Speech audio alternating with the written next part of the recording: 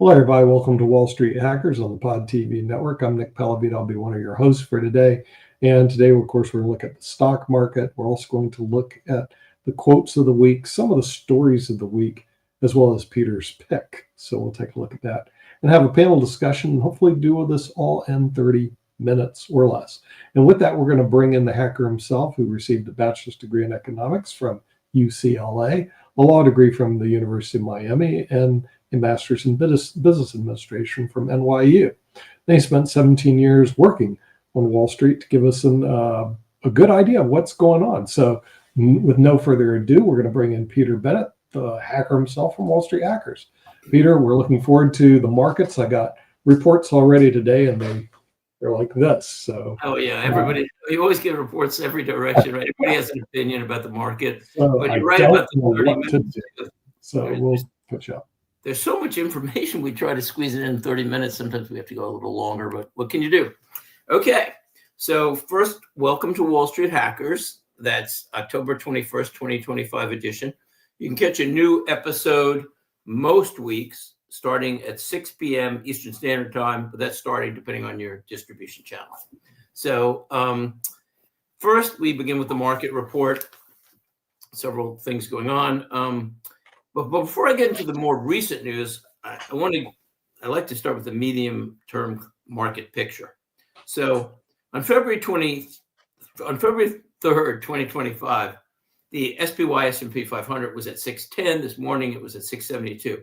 That's not a bad 10% return, except valuations keep going higher and higher. So, and that's not a fabulous return for the market, although it's solid. But the thing is that the AI trade has been keeping the market running for years, and valuations keep going up, mainly because AI valuations are increasing phenomenally. And the thing is that we're at near historical high valuations, which maybe doesn't bode so well for the future. And I'm concerned about AI, particularly, and very cautious, but in a strategic way. First of all, the reason I'm skeptical of AI is mainly two. One, a major study came out, we've talked about that before, that 95% of companies, and these are companies that put in billions of dollars into AI, and they're saying they've received no return on their investment. The other thing is my personal experience. Excuse the lighting, by the way. It's kind of dull today. I don't know what's going on with the thing that's happened last week, too. But makes me look kind of like, bleh. That's not my natural color. Everything's very beige. Anyway, the other thing that makes me really concerned about AI is my personal experience, and I'm sure you probably had that experience, a lot of viewers do. It drives me crazy. All these companies have put AI in front when you want customer service. You call them up, and the thing barely understands English, and all I want is to get a human being who actually understands me. So AI is the future, but it is probably ahead of itself. And a lot of these companies might say, you know what, if we're not getting a return, maybe we don't want to put in, that much money into AI, certainly not more money into AI. Eventually, we'll get to robots and all that stuff, but that is a long way off. So the other thing is the market is counting on several rate decreases this year, next year. And the problem is the Fed has to wrestle with two things, not just the economy, but also with inflation and potential inflation. So I expect there will be, in the short term, another rate increase at the next meeting. One, because there's a government shutdown, and that causes a Fed data blackout. And so in the absence of information, they'll probably err on the side of down a quarter point. And the other thing is several banks have been disclosing credit problems, which is a problem if you're in the financial sector, and maybe for the market, particularly Zion and Western Alliance are two. Here's the quote of the week from JP Morgan's CEO, Jamie Dimon. He said, when you see one roach, there are probably more. And so everyone should be forewarned of this. One, First Brands, I'd put in the same category, and there are a couple of other ones out there I've seen put in similar categories. So, that could be a sign of stress in the banking industry for sure. It is a sign of stress, but the question is how much. But I've felt for years now, I predicted the office market crash, and I could see it coming, and office REITs got hammered, and I was totally out of them years ago. But a lot of these office REITs are financed by banks, and so who knows what's underneath the economy with office vacancy so low and a lot of issues in real estate. So I'm cautious, and I don't own any banks, by the way. Okay. The other thing is that the problem is the Fed has to wrestle with an inflation rate that accelerated to 2.9% in August, and that was the highest since January. Not phenomenally high, but higher than their targets, and go in the wrong direction. And of course, in the big picture, and this is the one that really should be a concern to everybody in the world, every American, almost everybody in the world, the U.S. debt tracker just now shows 37.9 trillion. I mean, you could watch it go up every couple months, whatever. Oh, here's another trillion here, a trillion there. It doesn't seem to be reversing, and it won't, and it keeps climbing. So while Wall Street and the mainstream media, Wall Street and the mainstream media keep throwing this number at 37.9 trillion, they call it 37 trillion. This is ridiculously low. And my estimate, based on really sound information, that was from David Walker, who was controller of the currency under two presidents, who has another show. So I've talked to him quite a few times. And his estimate is $125 trillion in debt for the U.S. government when you count unfunded obligations for Medicare and Social Security.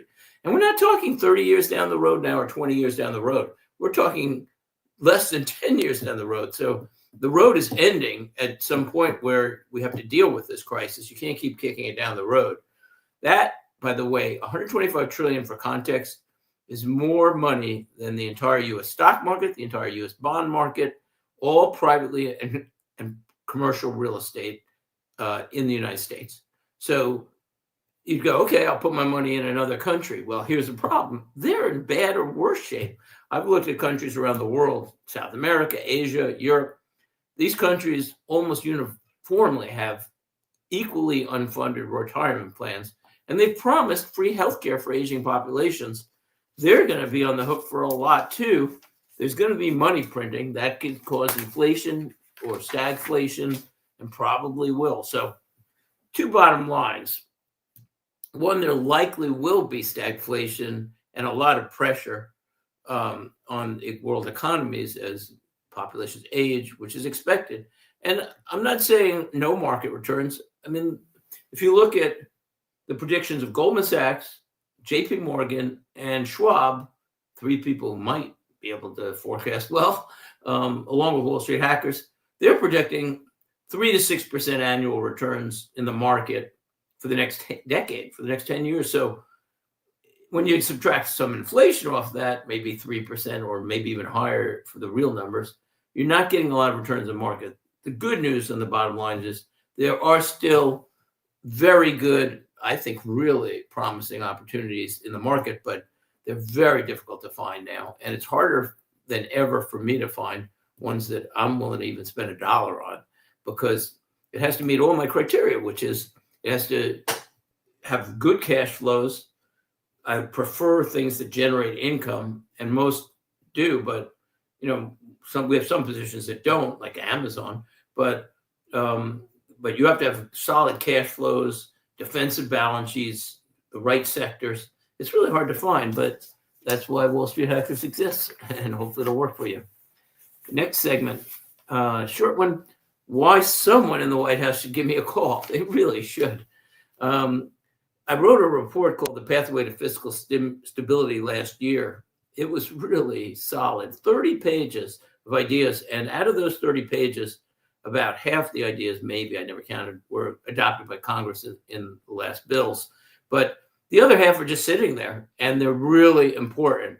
And one of the major points about these other ideas is many of them relate to Medicare, the under 65 healthcare system, and it is, if it's not in crisis now, it is close to crisis. The whole medical system, it's unbelievable what's going on there in terms of rising costs and government subsidies being required, which are growing and growing. So somebody in the White House should give me a call, or somebody out in Washington. Anyway, in more practical terms, income investment of the week for you and other people who are investing. First disclosures, Wall Street Hackers is for entertainment only. There are no guarantees on any of our suggestions, except if you hold a fixed income investment to maturity, like a really safe muni bond or a treasury. And that said, I like treasuries more now as part of a portfolio. I've gone long, we'll discuss that another week, but I want to just lock in some guaranteed income for the long run. My guess is rates will go to zero in the next years because the government needs to go to zero, and worldwide governments do. So that's part of the portfolio. But today, a very interesting investment.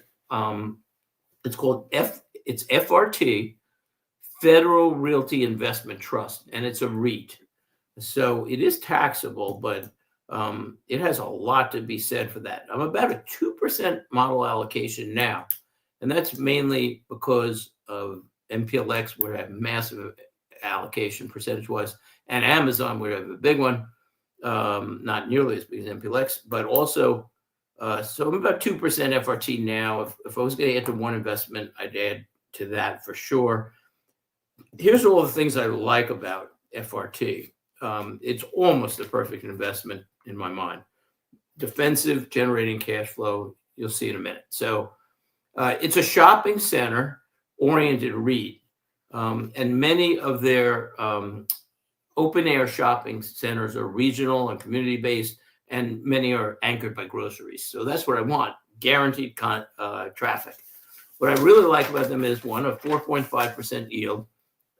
Also, price over cash flow, which I always look at, was 8.6, which is an 11.6% cash flow yield. That means really healthy cash flow yields, which can not only protect the dividend, pay the dividend, and grow the dividend, but also, keep building the business. FRT is a dividend king, which is hard to find. I believe I read there are only 56 of them.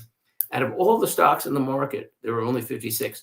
What that means is they have over 50 years of consecutive dividend increases, and that was even through COVID. So that was impressive itself, because some REITs, I remember, cut dividends during COVID, but they kept on increasing. They have 104 properties located throughout the country, but a lot of them are on the coast. They're very defensive, with a recent occupancy rate at their 20-year high, and really solid for a REIT of 95.6%. What I also really like about them is their demographics in terms of their populations near their communities, and they are so strategic. So their median household income within a 3-mile radius is $108,000, and households per miles is at 2,400. Really solid numbers for a REIT. And again, that makes them very defensive. The economy may not do well, but rich people tend to keep spending money on, more than other people, clearly, or at least people making over 108,000, not necessarily rich these days. So the current dividend is $4.52, which I believe just was raised very recently, but it started out at 12 cents in 1967.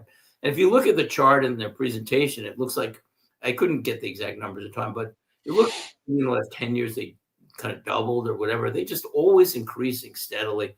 It's a nice machine. It's defensive. So I think it's a really strong pick for some allocation in and out of a 401k or an IRA.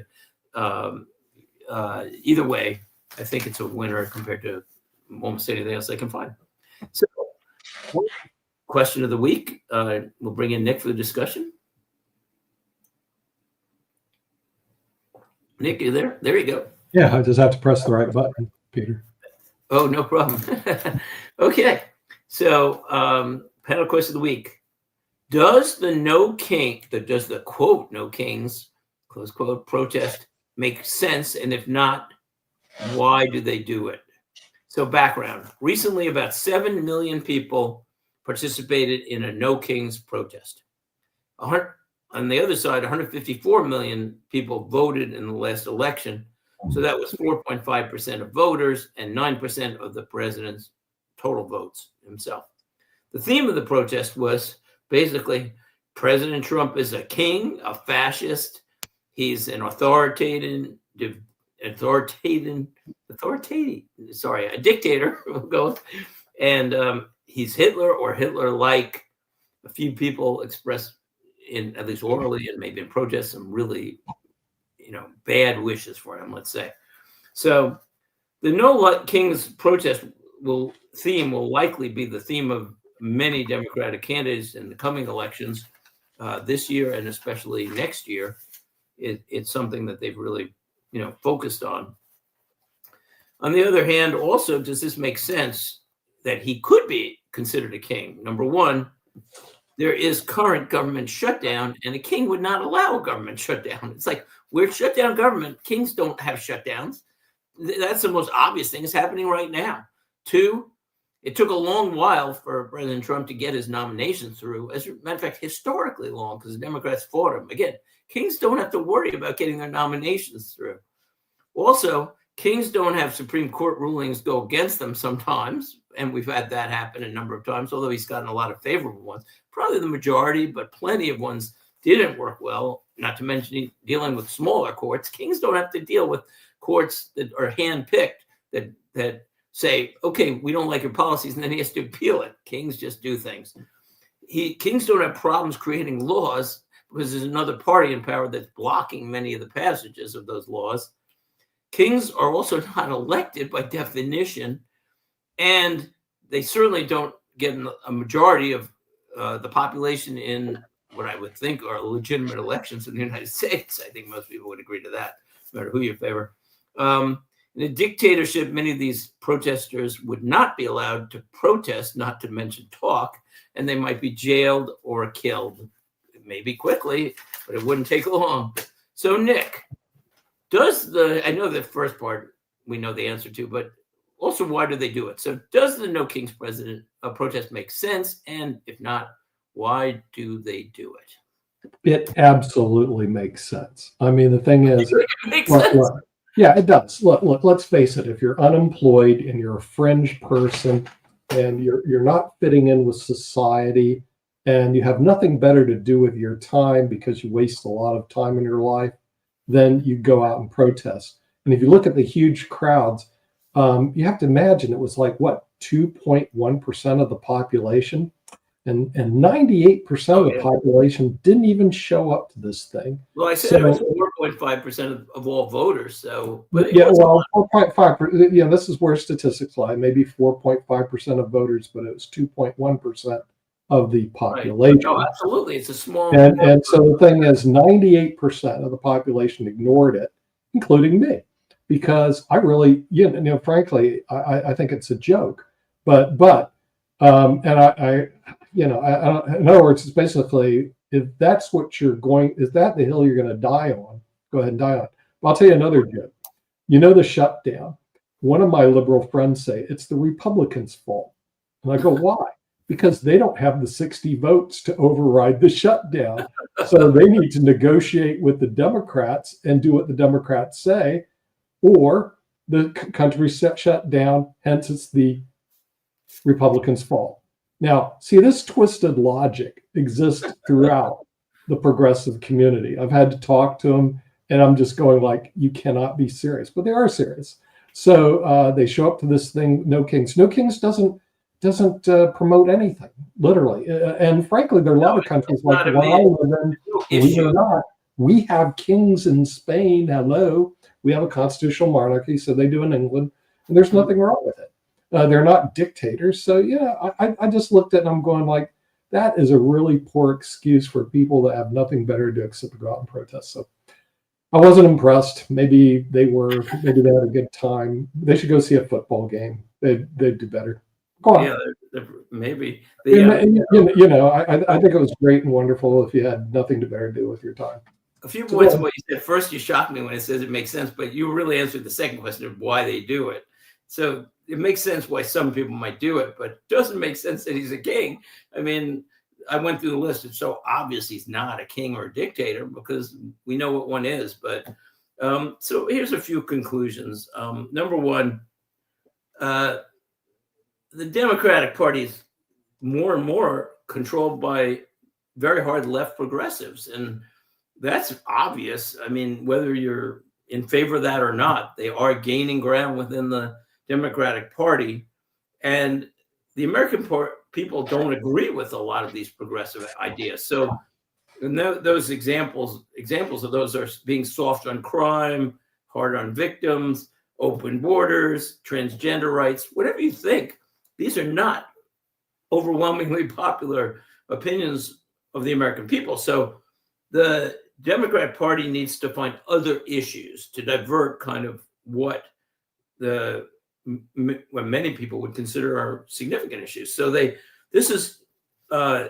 need to define issues that aren't as unpopular. So this would be the Epstein files are so significant, or maybe there's a conspiracy to hide the Epstein files, even though the Epstein files were available under the Biden administration, it wasn't a big deal at all. Or there's a government shutdown, and so that becomes a big issue, or no kings. So that's my first point. It's kind of avoiding a lot of big issues in order to drum up support, which isn't necessarily a bad strategy if you're far left progressive. I hate to say it, but it does divert, and it might gain increased support. The second point is you have a mostly leftist media that's going to support the Democratic Party no matter what they do. So like the No Kings protest, many of them probably say, yeah, as a matter of fact, you can watch psychos like on MSNBC saying he is a king or he's a dictator or a Hitler even occasionally, whatever. But this makes no sense. Again, from a logic standpoint, it's just an emotional argument. And then my final point is this is not good for the Democratic Party or the country. The Democratic Party should be more center so that, one, they can not fall apart because they're probably headed that way. And two, they have some legitimate issues. And as a footnote, I can't help saying it is the Republicans' fault in a way they don't have 60 votes because they have been off historically on some issues. You take the abortion issue, they've been very hard line on that. And I'm not saying where I stand on it, but I'm just saying they've been very hard line on some issues. And decades ago, they were really for the rich, although President Trump changed that party, but they have lingering dislike because of that. So they've caused some of their problems over the decades themselves, not trying to be a big tent party enough on abortion. But everybody has different opinions on that. But the bottom line is this is bad for the Democratic Party. It's bad for the country for two reasons. One, they're dividing the heck out of the country. I have amazing statistics on how few people are friends now across party lines. It's amazingly low. I should focus that on another show, but it's amazing. Like so many friendships have been broken because it's so hard on both sides. But forgetting about the personal thing, a functioning nation can use two parties that are functional because the Democrats should be focusing on ways to improve society and on these big problems that we have. I mean, I'm not even talking about the ones that are unpopular, but bottom line is the country is in massive debt and we need to work on that. That is priority one, because we're looking at a time clock that's just going and 5 years, 10 years, whatever. This is just going to cause real problems. And so as investors, we need to prepare for this. As voters, we need to plan for this. So thanks for watching Wall Street Hackers. Thanks, Nick. And as always, Kim always says, get healthy, get wealthy. We will be on next week. I'm just going to throw out one more comment. See, yeah, of course. If they were to rally around housing for all. Do you know in Spain where I live? I'm it's a sorry, con- in rally Spain, around what? housing. In other words, forget the kings, housing. Oh, yeah, housing. You know, Yeah. it's housing for all. In Spain, oddly enough, it's in the Constitution. Everybody's entitled Really? to a house. I'm not kidding. In other words, a reasonable Everybody dwelling gets a authority. house? Yeah, well, they're entitled to it. Now, whether they get it or not, it's a different story, but most of them do. So in Spain, they actually have it's in the Constitution that everybody has a right to housing. Now, let's say if the Democrats went and had this issue, they could get support. But no, they don't do this. Instead, they do this issue, which is not an issue at all. It's a joke. And so the thing is, there's a lot of issues, Peter, they could rally around, but this isn't one of them. I would come And back. it was very, very disappointing I'm to not see sure. the leadership. I But think I'm serious. Article 47, Section 47 of the Spain Constitution are no, I done. believe it. I'm shocked by it because it's very communistic or socialist. But And we don't have homeless wait, people. but let me say, first of all, you could be right. Housing could be a major issue, but I would not take a socialist approach or a communist approach because it's not popular and it doesn't work. You know, you look at the places even where they have rent control in New York City, it's caused a disaster for housing because what happens is, and besides, then you get a lot of, I mean, does everybody in the United States get a house, a huge house in Beverly Hills? No. The thing is, they have it as a basically not even a right. It's basically an objective is that everybody has adequate housing. Okay, well, so we have very few. I mean, seriously, Okay. you'll see 6 homeless. Wait, we got to go. But let me point out. You're right. That's the kind That of would be a thing. great issue to talk about. But this King stuff is garbage. Yeah. So- Well, the thing is, I agree with you. You know what? If it was an objective, you know, they could create nice objectives. But again, Right. taking a socialist approach wouldn't be the right way to do it. But you're right. They need more positive objectives. They need less You have to have a- diversion. But right now, they're just. It's going to. They just seem to be going in the wrong direction, and it's not good for the country. It's not good for the Democrat Party, probably. And but that's the way it's going. So we'll see. Anyway, thanks for watching. Good points, Nick. We'll see you next week, starting at 6 p.m. Eastern Standard Time, or later, depending on your distribution channel. Right. Good luck with your investing. Bye bye.